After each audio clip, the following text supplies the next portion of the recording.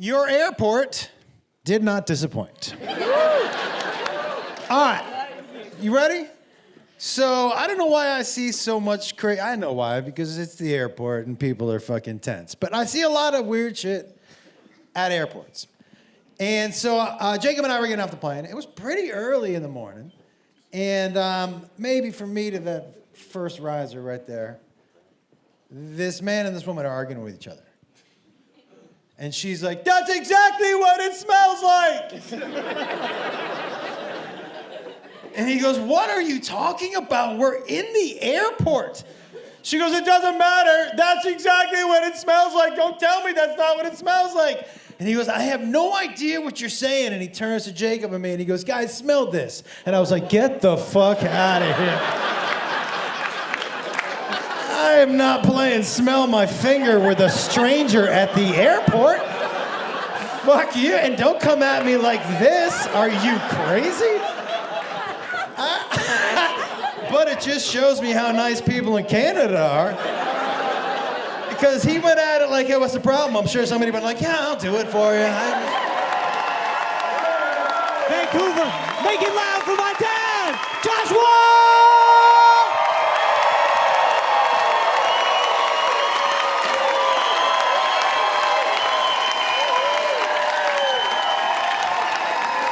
Hey, one more time for Jacob, everybody. Let him hear it one more time for Jacob Wolf. Oh, and the very funny Lee Sayat. Super fucking funny. I gotta tell you, man, it's so much fun traveling with Jacob. He's never been, yeah, it's really the time. Did anybody come here with their parents tonight? Yeah. Oh, this is your kid right here? How old are you, dude? 16. Oh, ho, ho, ho, ho, ho, ho, ho, ho. That's how he's gonna laugh. Oh. Fantastic. Okay. Well, listen, man. When it gets to the real uncomfortable parts for you to be in front of your mom to hear, I'm gonna walk over and say them right to your fucking faces.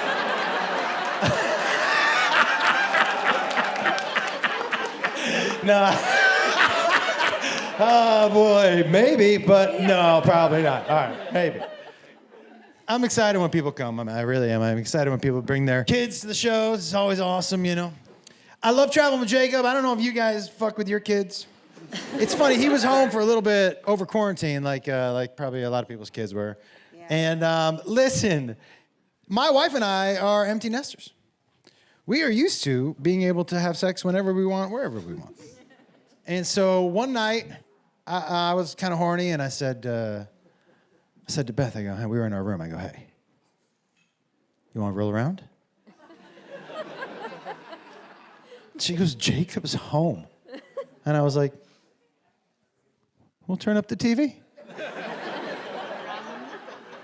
And she goes, "He's not 8. And I was like, "Yeah, but let's give it a try, you know." So we have sex, and then the next morning I come downstairs, and Jacob is already eating cereal at the dining room table, and he's like this.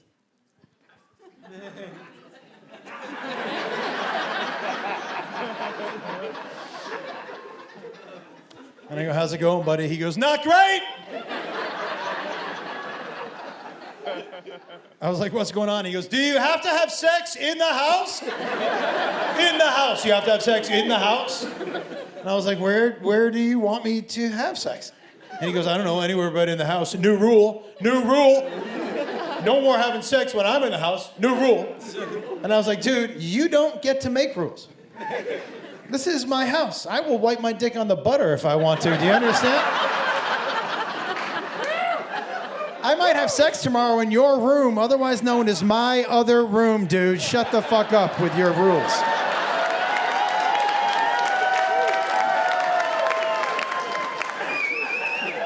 Yeah. And you know, a lot of people ask me why I don't tell more stories about my 2 oldest kids. And the truth is, I used to only tell stories about them. But by the time you guys found me, the only person left at my house doing dumb shit was fucking oh ho ho ho ho ho.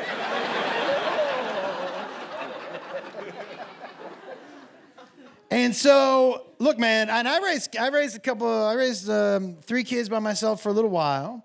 And if you have ever raised kids without money, you know that sometimes you are the entertainment, right? You can't pay for it, so you have to invent something fun. And so I know some people have some parenting hacks. I'm going to throw one out for you. So we couldn't afford amusement parks, roller coasters, shit like that. But the kids loved roller coasters. So instead of a roller coaster, I would take them to an empty parking lot at night. And I would put them in the trunk of my car, and I would just drive around real fast. Like Space Mountain or some shit, you know? The fun for you is pumping the brakes, because you can hear ooh in the trunk, which is pretty funny. We used to play IKEA, hide and go seek at IKEA. It was like a big indoor house where they wouldn't let the kids outside. It was perfect, you know? I will tell you also, I was parenting before there were baby changing stations in men's rooms. And I'm sure a lot of you guys did too. And if you had to parent before then, you changed your kids in some weird places. I will tell you, one time we were at IKEA, and so I'm walking out of the men's room. Jacob, I need to change his diaper. There's no baby changing station in there. Jacob was like 1.5 years. My daughter, Caitlin, was probably 5. And Trevor, my oldest son, was like 6.5. And I come out of the men's room, no baby changing station. I see a woman come out of the women's room, and I said, hey, can you do me a favor? Is there a baby changing station in there? And she said, yeah. I said, is there anybody in there? And she said, no. I said, can you do me a favor? Can you watch the door? I just need to change my son. And she was like, yeah, of course, no problem. And so I put Jacob down on the baby change station. I know we're under some sort of time constraint because we're in the women's room. And I take off his diaper. And if you've ever changed a baby boy before, you know that if you don't put the splash guard up, there's a chance that when the air hits the dick, they're going to pee all over you. And so I took that diaper down, and he peed all over me, man. And I had never had pee in my mouth I hadn't paid for, you know?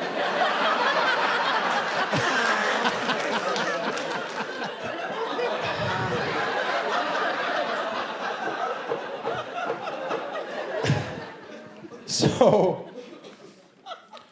I'm honestly too high to remember where I was in that story. Oh, thank you. Pee in my mouth. Thank you, dude, for... Thanks for screaming that out from the darkness. I appreciate that. Pee in my mouth. Yeah, okay, I got you. And so I got this pee all over myself, man. And I'm like, ooh. And my daughter's there, and so I take my shirt off and I hand it to my daughter. Now, I want to tell you something. At 5 years old, my daughter was already the smartest, most responsible person in my family. If you have a girl, you know how smart they get very quickly. Look, if you have a 3-year-old girl, she can have a full conversation with you and tell you about her feelings and why she has them. A 3-year-old boy's like, hey, I found my butthole again. It's still back there. Yesterday I looked for it. I guess my finger was in the wrong spot, but today I nailed it.